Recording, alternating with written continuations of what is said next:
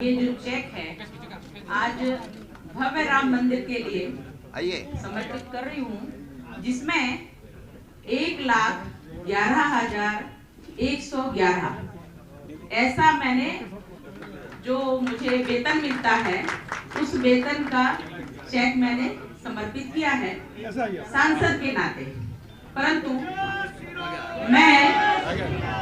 परंतु मैं भारत भक्ति अखाड़े की आचार्य महामंडलेश्वर के नाते भी एक चेक दे रही हूँ 11 लाख रुपए का। तो वो भी राशि है 11,11,111। हाँ, तो प्रभु राम जी की कृपा है और भव्य राम मंदिर बन रहा है। 500 वर्षों से पुराना जो ढांचा था, जो राष्ट्र का स्वाभिमान निरंतर अधोगति की ओर हो रहा था, राम मंदिर भव्य निर्माण की नींव पड़ चुकी है। माननीय प्रधानमंत्री मोदी जी ने उसका कार्य प्रशस्त किया है और हम सबका सौभाग्य है। तेरा तुझको अर्पण क्या लागे मेरा, मैं इसी मंत्र को लेकर के चलती हूँ और वो सब आज समर्पित कर रही हूँ और बड़ा आनंद, बड़ी प्रसन्नता है। इसलिए मैं भारत भक्ति अखाड़े की तरफ से भी ये चेक सौंपती हूँ।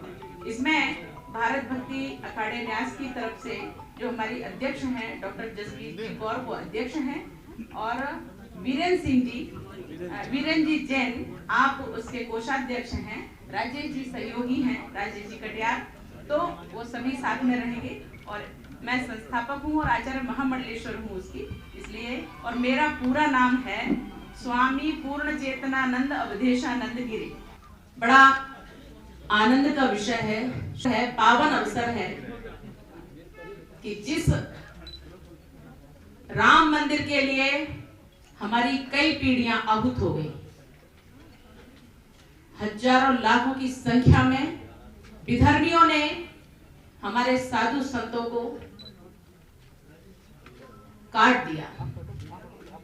ये कहा जाता है कि जब वो ढांचा बना तो हमारे साधु संतों के खून से बना, उसका गारा बनाया गया और उससे वो बनाया गया। हम हिंदू इतने पीड़ित और देश का स्वाभिमान खो करके बैठे थे। सैकड़ों वर्ष लग गए, 500 वर्षों पुराना इतिहास है, किंतु ये कहा जाता है कि जब धर्म की हानि होती है, निश्चित रूप से प्रभु उस समय प्रकट होते हैं और उनकी चेतना, उनका आशीर्वाद, उनकी कृपा हमारे ऊपर आई। बहुत से ऐसे लोग जो शासन किए परतंत्र काल के पश्चात स्वतंत्रता में, लेकिन उनका मन कभी ऐसा ना हुआ कि हम मंदिर का मार्ग प्रशस्त करते हैं। और अंत में कोर्ट में भी जब गए तब भी कहा कि यदि राम मंदिर का निर्णय होने नहीं देंगे जब तक हम जीवित हैं। किसी ने कह दिया कि राम सेतु का तो कोई अर्थ ही नहीं है, राम का तो कोई अस्तित्व ही नहीं है। ऐसे ऐसे अपमानजनक शब्द हम राम भक्त सुना करते थे, लेकिन बड़ी कृपा प्रभु की, विश्व हिंदू परिषद ने अपनी महत्वपूर्ण भूमिका निभाई। साधु संत समर्पित होकर के लगे और राष्ट्र भक्तों ने, राम भक्तों ने मिलकर के वो ढांचा गिराया और राष्ट्र का स्वाभिमान जागृत किया। जिस समय ढांचा गिरा, वो बाबरी ढांचा राष्ट्र के कलंक को, स्वाभिमान के कलंक को मिटा दिया। बड़ा आनंद का उस दिन विषय था, मैं वहीं थी। उस ढांचे को, अपवित्रता को दूर करने में मैं आनंदित थी। कुछ मीडिया वालों ने कहा कि ये 4 वर्ष की थी और ढांचे पे चढ़ गई।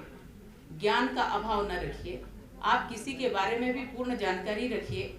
और हम जिस देश में रहते हैं वहां के देवी देवता हमारे आदर्श होते, हमारे पूजनीय होते, उनके आधार पर ही हम होते हैं। का भी विवाद खड़ा नहीं करना चाहिए, क्योंकि ये वो पवित्र कार्य होते हैं जिसमें आप परमानंद में रहिए और निश्चल भाव रखिए। निश्चित रूप से प्रभु आपको अपना आशीर्वाद प्रदान करेंगे।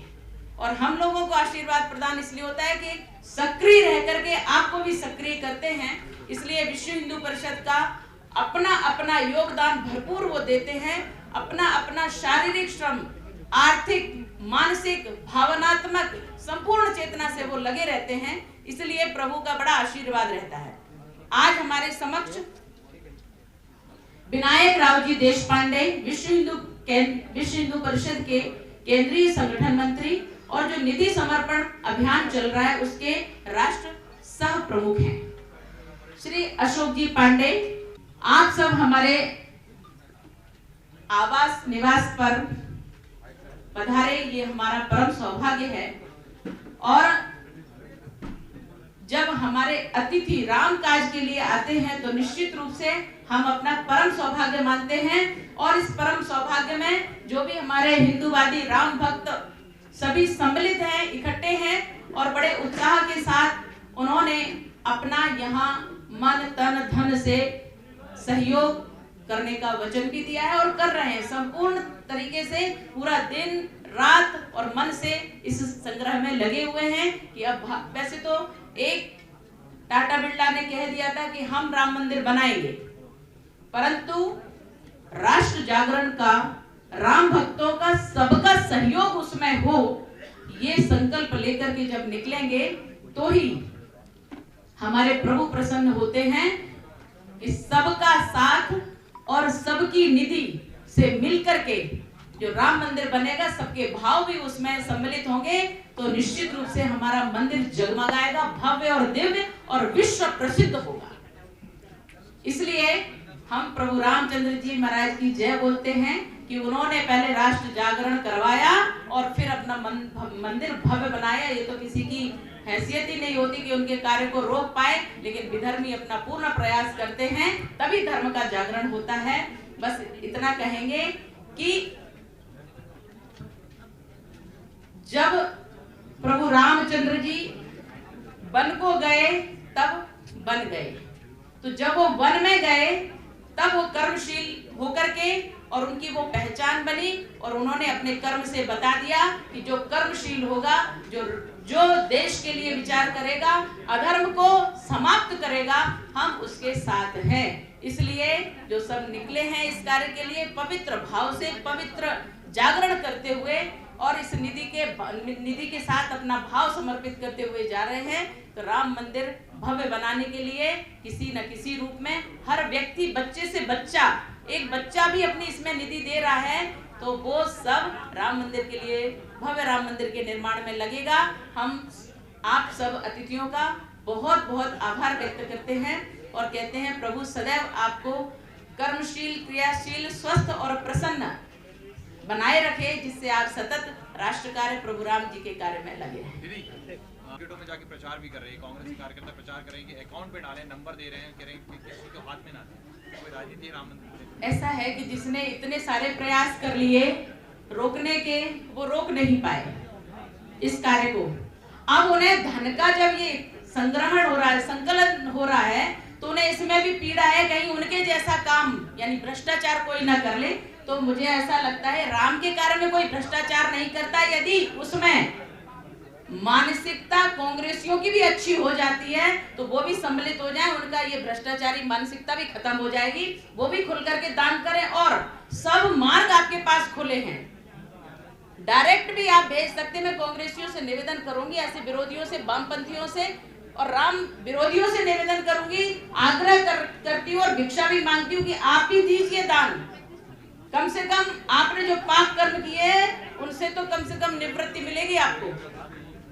और सभी मार्ग आपके पास खुले हैं, हर व्यक्ति के घर में जाया जा रहा है, हर बच्चे से हम आग्रह कर रहे हैं, हमारे सभी अधिकारी विश्व हिंदू परिषद के आग्रह कर रहे हैं, हम सब मिलकर के आग्रह करते हैं और आपसे कहते हैं कि आप अपने बच्चे का भी सहयोग उसमें करिए। और भ्रष्टाचार की यहाँ नियत किसी की नहीं है और भ्रष्टाचारी नियत से कोई आएगा भी तो मरीचिका उसका हश्र होगा मरीचि जैसा। इसलिए प्रभु राम जी का कार्य प्रभु हनुमान जी देखते हैं और हनुमान जी किसी को छोड़ते नहीं है। इसलिए बजरंगी भी सामने है और विश्व हिंदू परिषद के लोग भी सामने हैं, राष्ट्र भक्त सामने, राम भक्त सामने हैं। जो राम भक्त नहीं है वो भी आ जाए, भक्त बन जाए तो उनके सब पाप प्रभु हर लेंगे और उनको आशीर्वाद ही मिलेगा। इसलिए ऐसी तुच्छ मानसिकता से कम कोई बयान ना दे, क्योंकि जो पाप कर्म किए हैं उनको भुला करके सत्कर्म का मार्ग प्रशस्त होने जा रहा है। सम्मिलित हो जाइए। किसी ने तो ये भी कहा था कि ये जो नींव रखी जा रही है राम मंदिर की, वो राम मंदिर की जो नींव है उसका शुभ मुहूर्त नहीं है, ऐसा भी कांग्रेसी नेताओं ने कुछ ने बोला था। और वो मैं उसका नाम इसलिए नहीं लेती हूँ कि अशुभ नाम लेने से भी वातावरण अशुभ होता है। दीदी सपा सांसद हैं, इसलिए कभी भी जो कांग्रेस ने कहा कि अशुभ मुहूर्त में ये कार्य हो रहा है, इतने प्रकांड विद्वान वहां बैठे हुए हैं, वो शुभ मुहूर्त में काम हुआ और आज भव्य मंदिर निर्माण के लिए हम अपना राशि भी जो भी हमारे पास है सब दान कर रहे हैं।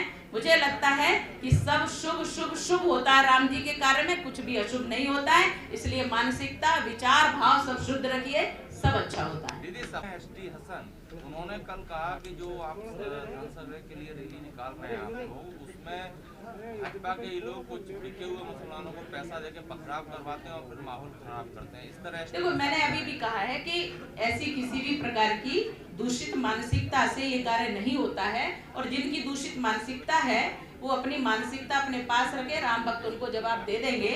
मुझे लगता है कि इन सब बातों का कोई अर्थ नहीं है और हम अच्छे कार्य के लिए, शुभ कार्य के लिए निकले हैं। शुभ कार्य होगा, कौन बिका है कौन चुका है ये तो प्रभु राम जी देख लेंगे। ये राम जी का काम है, राम ही करवाते हैं, राम ही करते हैं, हम तो निमित्त हैं जो करते चले जाए। एक और सपा सांसद है, सपा स्पोक्स पर्सन है आईपी सिंह, वो कह रहे हैं कि जो वैक्सीन है वो गरीबों के लिए जानलेवा है और इस वैक्सीन को पहले भाजपाइयों को लगवाना चाहिए। कल से पूरे देश में अभियान चल रहा है। देखो, ऐसे लोगों का कहना, जो वैक्सीन है किसी ने उसको रंग दे दिया कि ये तो भगवा वैक्सीन है।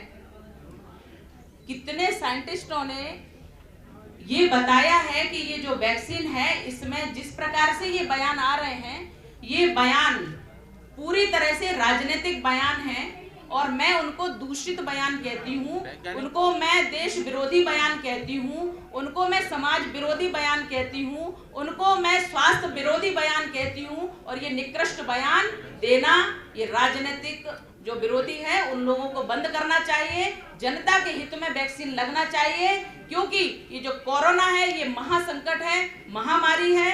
और इस महामारी से बचने का जब उपाय और निःशुल्क इसको जब लगाया जा रहा है तो इसमें पीड़ा इनको इसलिए हो रही है कि अगर ये कुछ करना चाहते तो उसमें निश्चित रूप से कुछ न कुछ ले लेते और या लेने का मामला है नहीं, इसलिए ये परेशान है। और ऐसे दूषित बयान राष्ट्र को कमजोर करते हैं, ये नहीं करना चाहिए। उन्हें समझदारी से काम लेना चाहिए, क्योंकि राजनीति हर विषय पर उचित नहीं है। मैं उनको एक सलाह देती हूँ। हिंसा की संभावना ज्यादा है।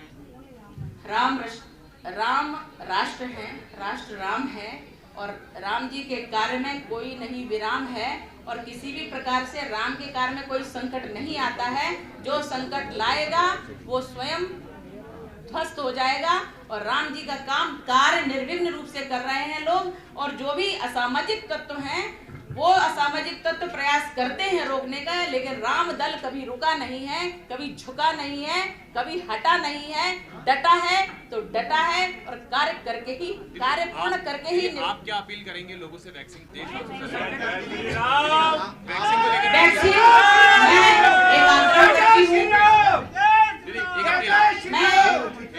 मैं एक अपील कर रही हूँ संपूर्ण राष्ट्र से कि आप वैक्सीन लगवाइए, निसंकोच होकर के, किसी भी राजनीतिक बयानबाजी से दूर रह करके, किसी भी प्रकार से भय मुक्त होकर के आप वैक्सीन लगवाइए और निरोगी होइए, ऐसे संक्रमण से बचिए और आगे बढ़िए।